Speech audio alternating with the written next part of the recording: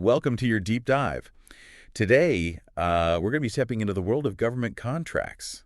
Ooh, It's exciting stuff. it We're going to is. be looking specifically at how the Army buys its artificial intelligence and software. Very cool. And it's a lot more interesting than it sounds, I promise. Oh, yeah.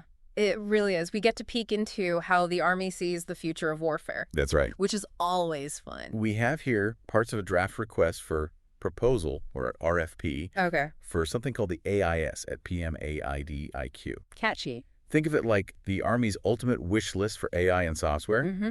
It gets super specific, Oh, wow. down to how they want the cloud managed Okay. and how top-secret electronic warfare tech should be developed. Wow. Yeah, so this is really giving us a peek behind the curtain. It is. Okay, let's unpack this a bit. What exactly is an AIS at PMAIDIQ? So it's essentially a master contract that helps the Army get complex AI and software solutions from lots of different companies. So instead of having to negotiate separate contracts with each company every time they need something, Yeah. they have this one overarching agreement in place. Exactly. Okay. It streamlines the buying process. I hear Think of it like a membership to a giant wholesale store that. Okay, where the Army can get everything they need all in one place. got it. That's the IDIQ part. Okay.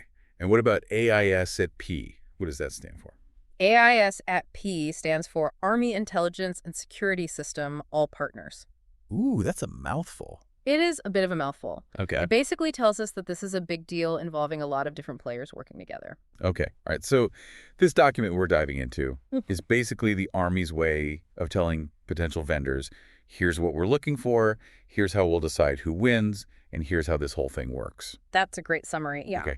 Now, Let's talk money. let's talk money. Hmm. The document mentions a contract maximum of $999 million. Ooh. That's a serious amount of cash.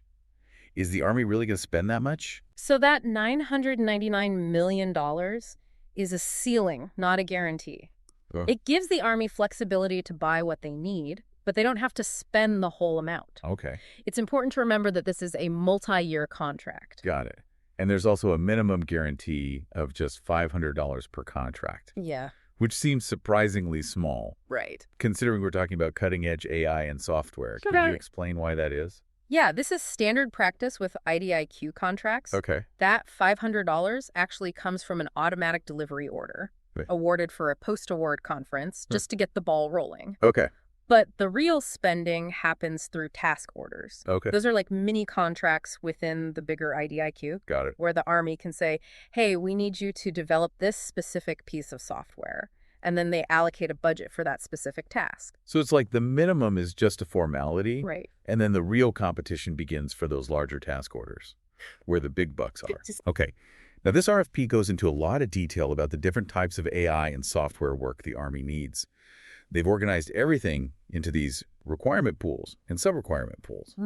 It's kind of like a choose-your-own-adventure for tech companies. Right. Right. It helps the Army match vendors with the right expertise. Okay. Let's say you have one company that's great at developing algorithms for analyzing images from drones, and another that's really good at building secure cloud systems. The requirement pool system helps the Army organize its needs and find the perfect company for each job. I see. So it's all about making sure the Army is getting the best possible solution for each specific need. Makes sense. And speaking of solutions, something that really struck me was the Army's focus on using open source tools, especially for things like cloud-based data management.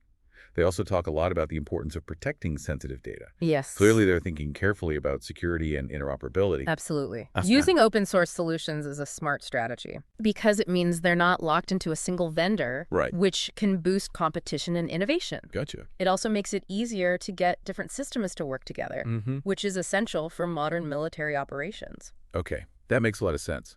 So it's not just about buying the coolest tech. It's about making sure everything works together seamlessly and securely. Right. Okay. Now, it's not enough for companies to just say they can do the job. Right. To prove they can actually deliver, they have to submit things like video demonstrations and detailed technical proposals. Yeah, these are called phased proposal submissions. Okay. And it's a way for the Army to weed out unqualified vendors early on. Gotcha. It's kind of like a multi-step interview process. I can imagine it's pretty intense. Oh, absolutely. Yeah. For example, in the test and evaluation subpool, companies have to show their skills by actually building AI testing pipelines within a secure environment. Ooh. That's not an easy task, Man. and it shows the Army is serious about getting the best. It definitely raises the bar. Yeah. For companies wanting to work with the Army. And speaking of raising the bar, this RFP also mentions something called CPIRs, which stands for the Contractor Performance Assessment Reporting System. Okay. It seems like your past performance really matters to the Army. CPARS is like a report card for government contractors. Okay. Other agencies use it to share feedback on how well companies have performed on past projects. You could say it's like a Yelp review for government contractors. I like that. A good rating means you're more likely to win new work. Okay. A bad one, not so much. So if I were a tech company, I'd better make sure I'm getting straight A's from the Army. You got it. But what about new companies that don't have a track record yet? Does that hurt their chances? That's a great question. Yeah. The document specifically says that lack of prior government work won't count against a company. Okay. Their past performance will be considered neutral, meaning it won't affect their overall score. That's good to know. It sounds like the Army is trying to be fair to both newcomers and established players. Exactly. Okay. Now, something else that really stood out to me was this idea of perpetual onboarding. Okay. The Army is basically saying, we're always open to new vendors. Right. Even after we make the initial awards, it's like they're constantly looking for the best and brightest, even if they miss the first round. Yeah, and what's fascinating here is that this constant influx of new vendors keeps the competition alive. Right. And ensures the Army has access to the very latest technologies. So it's a dynamic system designed to keep things moving and encourage innovation. Exact. And they even have a process for off-ramping vendors who aren't meeting expectations, right? Exactly. It's a two-way street. All right, we've covered the basics of this RFP. Now let's dive into the specifics. As we mentioned, it's broken down into these requirement pools. Let's start with Requirement Pool 1, which is all about AI and machine learning. Within that pool, there are 4 sub-requirement pools: AI onboarding support, data management and labeling, model development and training, and test and evaluation. What can you tell us about these? Each sub-requirement pool represents a very specific area of expertise. Okay. Think of it like this. The Army needs AI, but AI is a really broad term. Right. So they've broken it down into manageable chunks. Okay, I'm starting to see how it all fits together. So let's start with SRP 1.1, AI onboarding support. What exactly does that entail? This is where companies help the Army figure out how best to use AI for different tasks. It's like helping them identify problems that AI can solve. So it's more about strategy and planning than actually building AI models. Yes. Okay. The companies bidding on this subpool need to be experts in analyzing the Army's needs and finding the best AI solutions. Okay. It's all about figuring out where AI can be most useful. And how does the Army evaluate the companies bidding on this subpool? Well, for AI onboarding support, it's a 2-phase process. Okay. In phase 1, they look at 2 things: a sample task and the company's technical experience. Okay. The sample task is like a little test where the company has to come up with a plan for onboarding potential AI projects into something called the Project Linchpin ecosystem. Interesting. So it's like a mini project to see how they approach the project. Exactly. Then they also look at technical experience, Mhm. which means they want to see that the company has worked on similar projects in the past. Right. They get points for each relevant project they've completed, up to 3. So it's a combination of showing they have the right approach and proving they've done it before. Exactly. Okay. And they need to score at least 50 out of 65 points on these 2 factors combined to move on to phase 2. That sounds pretty competitive. What happens in phase 2? Phase 2 is where they dig into the details. Okay. The companies submit a technical volume, which is basically a deep dive into their methodology, their plan for implementing AI solutions, and their knowledge of the latest AI tech. They also get evaluated on their past performance, which is where that CPAR system we talked about comes into play. Okay, so their Yelp reviews matter a lot here. They do. Okay. And for this specific sub-requirement pool, AI onboarding support, the Army will choose the top 20 highest scoring companies, as long as they get at least 70 out of 90 points overall and have an acceptable past performance rating. So it's really about finding the best of the best. Now let's move on to the next sub-requirement pool, SRP 1.2, which is data management and labeling. What are the key things companies need to demonstrate in this pool? This pool is all about handling the huge amounts of data that AI systems need. Mm, It's not as glamorous as building the AI itself, but it's absolutely crucial. right. The Army needs companies that can organize, clean up, and label data so it can be used to train AI models effectively. So it's like preparing the ingredients before you can start cooking. Perfect analogy. I like it. And just like with AI onboarding support, there's a two-phased approach to evaluating companies bidding on this pool. But this time, instead of submitting a written plan for phase 1, they have to create a 5-minute video showcasing their cloud-based data management skills. A 5-minute video. Yep. That sounds like a fun challenge. What kind of things should they include? They need to show the Army they can manage data using open source tools, handle government-provided data securely, and label it efficiently. They also need to show they're bringing fresh ideas to data management, not just doing things the old way. So they need to be innovative, organized, and security conscious all at the same time. Exactly. And like the previous pool, they also get points for relevant technical experience to move on to phase 2. They need a combined score of at least 50 out of 65 points in phase 1. And what happens in phase 2? In phase 2, they get really detailed. Okay. The companies submit a technical volume worth 55 points, where they have to dive deep into 11 different sub-factors, all related to data management and labeling. 11 sub-factors. Wow, it sounds like the Army is leaving no stone unturned when it comes to making sure they're getting the best in data management. They're definitely thorough. Yeah. They want to see that companies understand the entire data lifecycle, from collecting it to cleaning it, labeling it, storing it securely, and making sure it's accessible for training AI models. Okay. And they also look at past performance, again. Yeah, that's right. Using the CPAR system. The same rules apply. Previous government contract experience matters, but newcomers aren't penalized for not having it. Okay, so just like the previous pool, it's all about proving your technical expertise, showcasing your experience, and having a good track record.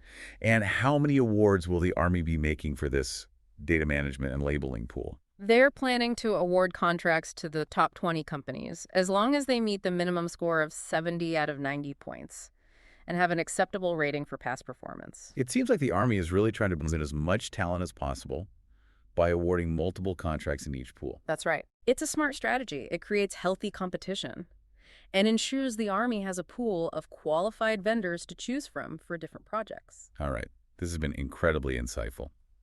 Now let's move on to the third sub-requirement pool under Requirement Pool 1, model development and training.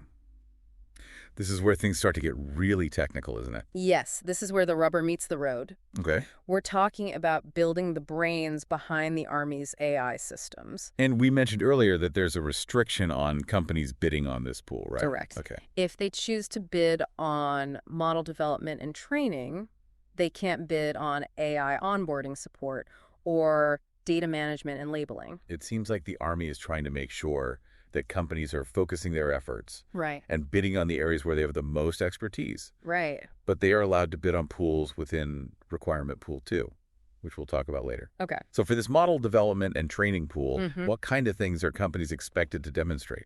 This pool also uses a two-phased approach. For phase 1, they have to create a 5-minute video. Yeah. But this time, they're showcasing their innovative approaches to training AI models. So if a company is really good at training AI models to analyze satellite images, they would focus their video on that. Exactly. Yeah. The video has to highlight their expertise in at least one of 3 key areas: analyzing images, text, or signals. It sounds like the Army is looking for specialists. Companies that are really good at specific types of AI model development. That's right.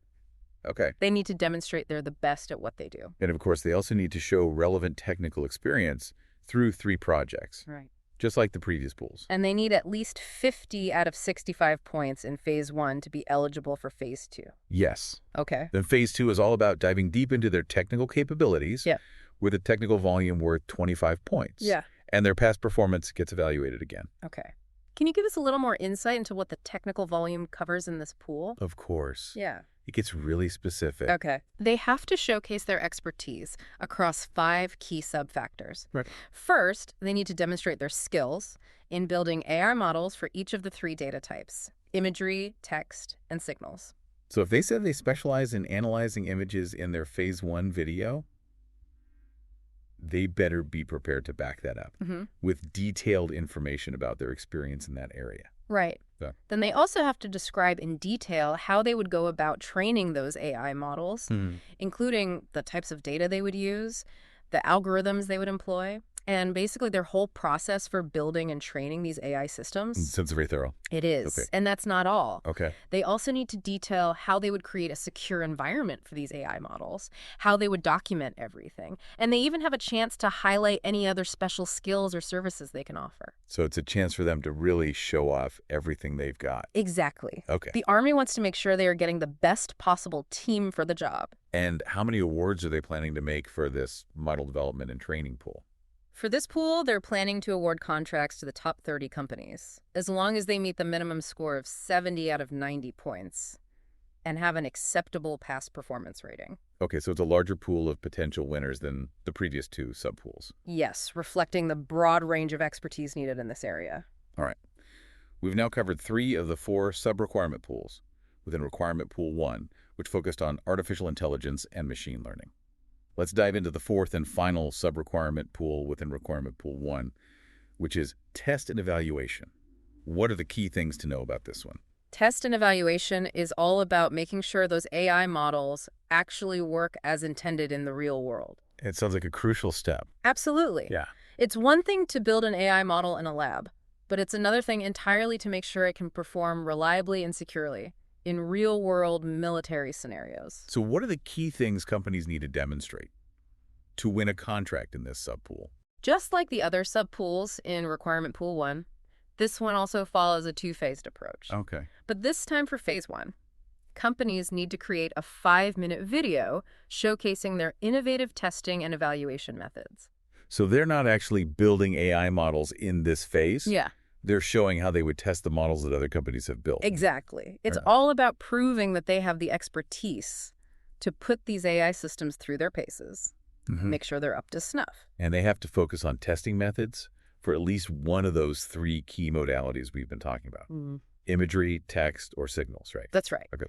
They need to pick their specialty and demonstrate your skills in testing AI systems within that domain. And like the other subpools, they also get points for demonstrating their technical experience with past projects. And to move on to Phase 2, they need to score at least 50 out of 65 points in Phase 1. You got it. So what does Phase 2 look like for this test and evaluation subpool? Phase 2 gets into the nitty-gritty details. Companies need to submit a technical volume that's worth 30 points, where they break down exactly how they would approach testing and evaluating AI systems for the Army. Okay. They also get evaluated on their past performance, just like the other pools. Can you give us a sneak peek into what the technical volume covers for this subpool? Absolutely. Yeah. They need to describe their team of engineers who will be doing the testing, showcase their capabilities for testing different types of AI models, demonstrate their understanding of government guidelines and protocols, and prove they can conduct all the testing within the Army's secure environments. They also need to explain how they would build testing pipelines and how they would communicate their progress and findings to the Army. It sounds incredibly comprehensive. It is. They really need to cover all their bases. They do. The Army wants to make sure that any AI systems they use have been thoroughly tested and evaluated before they are deployed in the field. And how many awards are they planning to make for this subpool?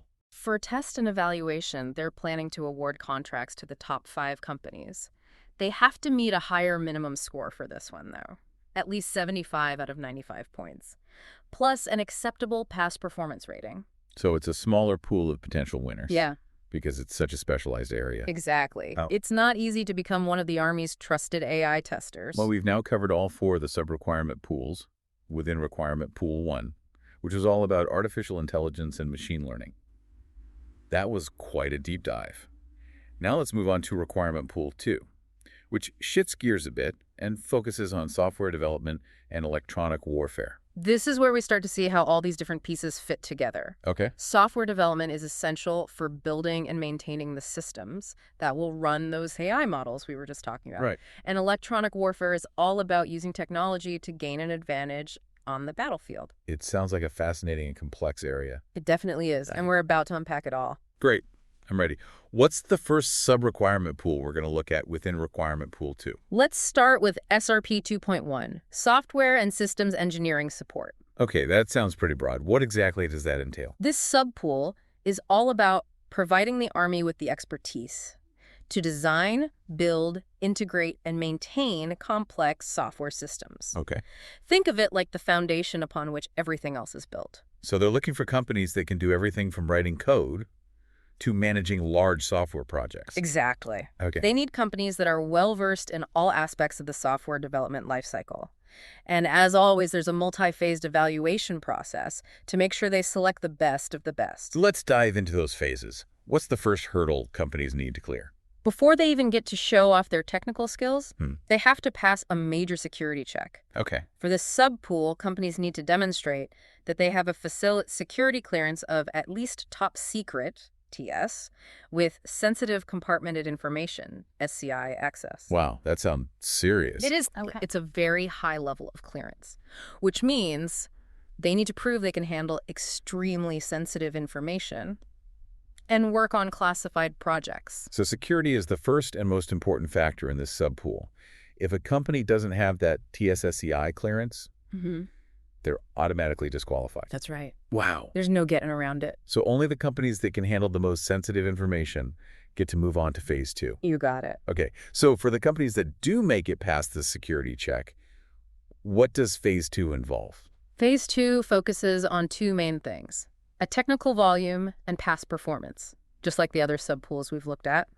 But for software and systems engineering support, the technical volume is worth 35 points and requires companies to demonstrate their expertise in 7 different areas. 7 areas? That sounds like a lot to cover. What are those 7 areas? They need to demonstrate their skills in software architecture and design, handling large amounts of data and information, integrating different systems, managing resources, keeping things running smoothly, maintaining and upgrading software, and managing documentation and requirements. It sounds like they're looking for companies that can handle pretty much every aspect of a complex software project. They definitely are. Yeah. The Army needs partners who can be trusted to deliver high-quality software that meets their specific needs and can evolve with changing requirements. And what about past performance for this subpool?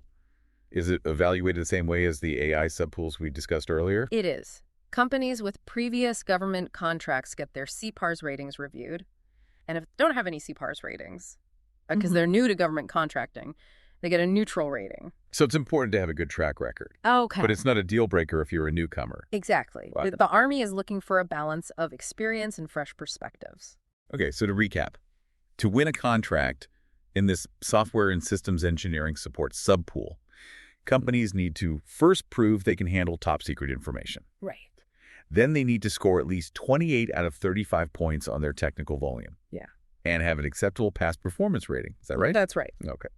And as always, the Army will choose the top 20 highest scoring companies. If there's a tie, all the tied companies will get a contract. It's fascinating to see how the Army structures these contracts to balance security, technical expertise, and a proven track record. Now let's move on to the second sub-requirement pool under requirement pool 2, which is SRP 2.2, EMS techniques development. I have to admit, I'm not familiar with that term. What exactly is EMS? EMS stands for electromagnetic spectrum. Okay. The subpool is all about electronic warfare, Yeah. which is basically using the electromagnetic spectrum, things like radio waves and microwaves, to disrupt or disable enemy systems. Okay. Think of it like a high-tech game of jamming signals. So instead of physical weapons, they're using electromagnetic energy to gain an advantage on the battlefield. Exactly.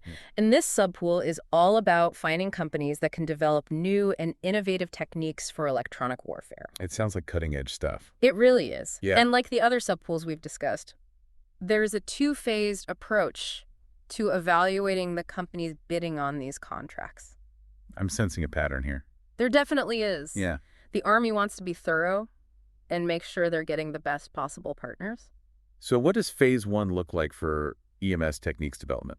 Just like the previous subpool, phase 1 is all about security. Okay. Companies need to prove they have that top secret TSSCI clearance before they can move on to phase 2. Okay, security first. No surprises there. What happens in phase 2? Phase 2 gets a little more hands-on than some of the other subpools we've looked at. Okay. In addition to the standard past performance evaluation, based on their CPARS ratings or a neutral rating if they're new. They have to do a sample task. The Army gives them a set of radio frequency data, and the companies have to analyze it and write a report explaining what they found. So instead of just talking about their experience, they have to prove their analytical skill. Exactly. The Army wants to see that they can walk the walk, not just talk the talk. I like it. It's a real test of their abilities. And how much is this sample task worth? It's worth a whopping 50 points. Wow. They need to score at least 40 out of 50 to move on. So it's a major part of the evaluation. It is. Okay. And what about the technical volume for this subpool? The technical volume is worth 20 points. Okay. And it focuses on 4 key areas related to developing electronic warfare techniques. Okay. They have to describe their ability to create RF effects, which are basically techniques to disrupt or manipulate electronic signals. They also have to demonstrate their experience with exploiting signals for intelligence purposes, show how they would actually implement these techniques in real-world scenarios, and finally discuss the challenges of developing advanced electronic warfare capabilities and how they would overcome them. It sounds like they're really pushing the boundaries of electronic warfare. They are. Yeah. They're looking for companies that are at the forefront of this rapidly evolving field. Okay, so to recap the award criteria for EMS techniques development, companies need to get at least 40 out of 50 points on their sample task in Phase 1. Right. And then at least 28 out of 35 points on their technical volume in Phase 2. And, of course, they need that acceptable past performance rating. That's correct. Okay. And the Army will award contracts to the top 20 companies, just like the previous subpool. Yeah. All right. That was a fascinating look at the world of electronic warfare. Now let's move on to the final sub-requirement pool within Requirement Pool 2, which is SRP 2.3, Infrastructure as a Service. Can you explain what that means? It sounds like it has something to do with cloud computing. You're right on the money. Okay. Infrastructure as a Service, or IS, is all about providing the basic building blocks for cloud computing. Things like servers, storage, networking, and virtualization. It's basically renting out computing power and resources to other organizations.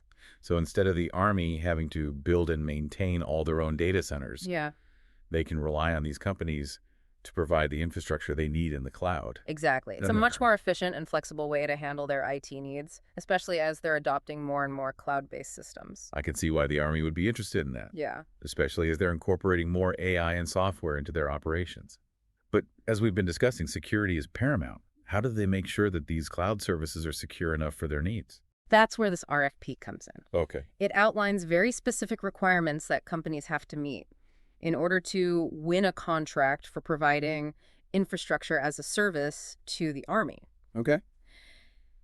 And as you might expect, it all starts with security.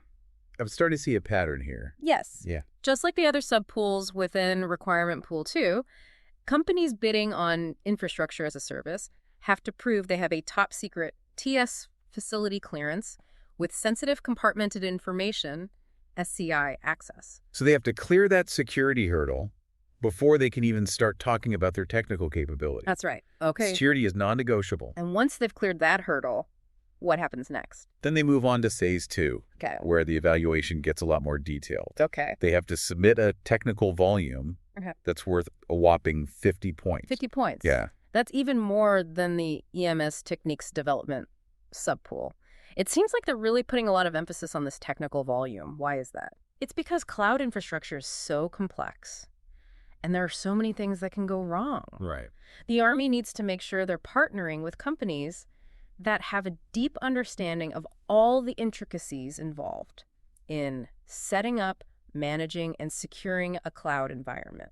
So it's not just about having servers and storage space. It's about having the expertise to make sure everything works seamlessly and securely. Exactly. Okay. And this technical volume covers a wide range of topics, from cloud architecture and security to compliance and disaster recovery. It's a very thorough evaluation. Can you give us a little more insight into what those 10 sub-factors within the technical volume cover? Of course. Yeah. The first sub-factor is all about cloud services. Okay. Companies need to demonstrate their experience in deploying and managing cloud environments, especially for organizations that handle sensitive data like government agencies. So it's about proving they've done this before and that they know how to do it right. Exactly. Then the next sub-factor, secure hosting compliance. dives into their expertise in using specific security tools and techniques that are essential for building a secure cloud infrastructure. Mm-hmm. Think of it like making sure the doors are locked and the alarms are set. So it's about the nuts and bolts of cloud security. Yes. Okay. They need to show they understand how to use things like firewalls, Okay. intrusion detection systems, and encryption to protect the data and systems in the cloud. And that's just the first two subfactors. What about the rest? The third subfactor builds on the previous one, focusing on security and compliance. Okay.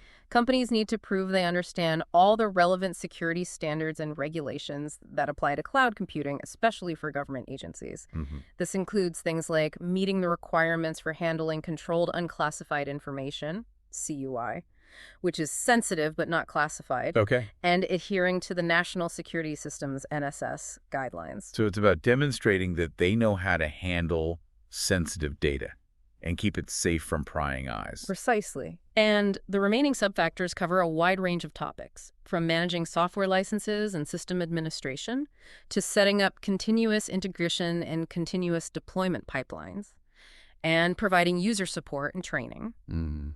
They also need to detail how they would monitor the cloud environment and perform maintenance to keep everything running smoothly. It seems like they need to prove they can handle pretty much every aspect of cloud computing. That's a great way to put it. Yeah. They need to be true experts in the field. And how many awards are they planning to make for this subpool? For infrastructure as a service, they're planning to award contracts to the top 20 companies, just like the previous two subpools. Okay. To be eligible, they need to meet that TSSCI security clearance requirement, score at least 28 out of 50 points on their technical volume, and receive an acceptable rating for their past performance. Okay, so they're looking for a pool of highly qualified vendors who can provide these essential cloud services securely and effectively. Well, we've now covered all the sub-requirement pools outlined in this RFP. It's been quite a journey. It has. We've learned about the Army's specific needs for AI, software development, and electronic warfare, and how they go about selecting the best companies to meet those needs. It's a complex process, Yeah. but it's designed to ensure that the Army has access to the most innovative and reliable technologies to carry out its mission. But before we move on to the next part of our deep dive, I want to touch on something that struck me while we were discussing all these subpools. It seems like security is a major theme throughout this entire RFP. It's woven into almost every aspect of the evaluation process, from the initial clearance requirements to the detailed technical subfactors. Why do you think security is such a dominant theme? What does this tell us about the changing landscape of national security? You've hit on a really crucial point. That heavy emphasis on security isn't just a formality. It's a sign of how much the battlefield has changed. Yeah, it's not just about boots on the ground anymore, right? Okay. Cyber warfare data leaks. Even using information as a weapon. These are the new front lines. It's like a whole new dimension of warfare. Absolutely. Right. And the Army knows that protecting their data systems, and even the algorithms they use, is just as important as protecting their physical assets. Okay, that makes sense. So we've covered all the sub-requirement pools within Requirement Pool 1, which was all about AI and machine learning. Then we moved on to Requirement Pool 2, which focused on software development and electronic warfare. We've already talked about two of the three subpools within Requirement Pool 2, software and systems engineering support and EMS techniques development. Now let's dive into that last subpool, SRP 2.3, infrastructure as a service. You mentioned that this one is all about providing the basic building blocks for cloud computing. Right. It's about giving the Army access to the computing power and resources they need, but without having to build and manage their own data centers. Think of it like renting a fully equipped workshop instead of having to buy all the tools yourself. So they're essentially outsourcing their IT infrastructure to the cloud. Exactly. And it's becoming more and more common, not just for the military, but for businesses and organizations of all types. Sure. The cloud offers a lot of advantages in terms of flexibility, scalability, and cost effectiveness. I can see why the Army would be interested in that. Yes. Especially as they're incorporating more AI and software into their operations. But as we've been discussing, security is paramount. Right. How do they make sure that these cloud services are secure enough for their needs? That's where this RFP comes in. Okay. It outlines very specific requirements that companies have to meet in order to win a contract for providing infrastructure as a service to the Army. Okay. And as you might expect, it all starts with security. I'm starting to see a pattern here. Yes. Okay. Just like the other subpools within Requirement Pool 2, Companies bidding on infrastructure as a service have to prove they have a top-secret TS facility clearance with sensitive compartmented information, SCI access. So they have to clear that security hurdle Mm-hmm. before they can even start talking about their technical capabilities. That's right. Security is non-negotiable. And once they've cleared that hurdle, what happens next? Then they move on to phase 2, Okay. where the evaluation gets a lot more detailed. They have to submit a technical volume that's worth a whopping 50 points. 50 points. Yeah. That's even more than the EMS techniques development subpool. It seems like they're really putting a lot of emphasis on this technical volume. Why is that? It's because cloud infrastructure is so complex, and there are so many things that can go wrong. The Army needs to make sure they're partnering with companies that have a deep understanding of all the intricacies involved in setting up, managing, and securing a cloud environment. So it's not just about having servers and storage space. Yeah, It's about having the expertise to make sure everything works seamlessly and securely. exactly. Clear. And this technical volume covers a wide range of topics. From cloud architecture and security to compliance and disaster recovery, it's a very thorough evaluation. Can you give us a little more insight into what those 10 sub-factors within the technical volume cover? Of course. The first sub-factor is all about cloud services. Companies need to demonstrate their experience in deploying and managing cloud environments, especially for organizations that handle sensitive data, like government agencies. So it's about proving they've done this before and that they know how to do it right. Exactly. Okay. Then the next sub-factor, secure hosting compliance, dives into their expertise in using specific security tools and techniques that are essential for building a secure cloud infrastructure. Think of it like making sure the doors are locked and the alarms are set. So it's about the nuts and bolts of cloud security. Yes. Okay. They need to show they understand how to use things like firewalls, intrusion detection systems, and encryption to protect the data and systems in the cloud. And that's just the first two sub-factors. What about the rest? The third sub-factor builds on the previous one, focusing on security and compliance. Okay. Companies need to prove they understand all the relevant security standards and regulations that apply to cloud computing, especially for government agencies. This includes things like meeting the requirements for handling controlled unclassified information, CUI, which is sensitive but not classified, Okay. and adhering to the National Security Systems, NSS, guidelines. So it's about demonstrating that they know how to handle sensitive data Yeah, and keep it safe from prying eyes. precisely. Okay. And the remaining sub-factors cover a wide range of topics, from managing software licenses and system administration to setting up continuous integration and continuous deployment pipelines and providing user support and training. They also need to detail how they would monitor the cloud environment and perform maintenance to keep everything running smoothly. It seems like they need to prove they can handle pretty much every aspect of cloud computing. That's a great way to put it. They need to be true experts in the field. And how many awards are they planning to make for this subpool? For infrastructure as a service, they're planning to award contracts to the top 20 companies, just like the previous two subpools. Oh. To be eligible, they need to meet that TSSCI security clearance requirement, score at least 28 out of 50 points on their technical volume, and receive an acceptable rating for their past performance. Okay, so they're looking for a pool of highly qualified vendors who can provide these essential cloud services securely and effectively. Exactly. Well, we've now covered all the sub-requirement pools outlined in this RFP. It's been quite a journey. It has. We've learned about the Army's specific needs for AI, software development, and electronic warfare, and how they go about selecting the best companies to meet those needs. It's a complex process, but it's designed to ensure that the Army has access to the most innovative and reliable technologies to carry out its mission. It really is amazing to think about how much technology is shaping the way wars are fought. We've talked a lot about the nuts and bolts of this RFP, the specific requirements, the evaluation process, and all those details. But what I'm really curious about is the bigger picture. What does this investment in AI, software, and electronic warfare tell us about how the Army sees the future of warfare? That's a great question. Yeah. I think this RFP gives us a glimpse into a future where warfare is increasingly driven by technology. The Army is clearly recognizing that it needs to adapt to this changing landscape in order to maintain its edge on the battlefield. Right. They're investing in cutting-edge technologies like AI and electronic warfare to stay ahead of the curve. It's a reminder that the nature of conflict is constantly evolving, and the military needs to keep pace with those changes. Exactly. Yeah. And this RFP is just one example of how they're doing that. They're not just buying off-the-shelf solutions. They're actively seeking out the most innovative companies and pushing the boundaries of what's possible. It sounds like they're taking a very proactive approach to shaping the future of warfare. They are. Yeah. And I think that's a very smart move. Right. The world is changing rapidly, and the threats we face are becoming more complex and unpredictable.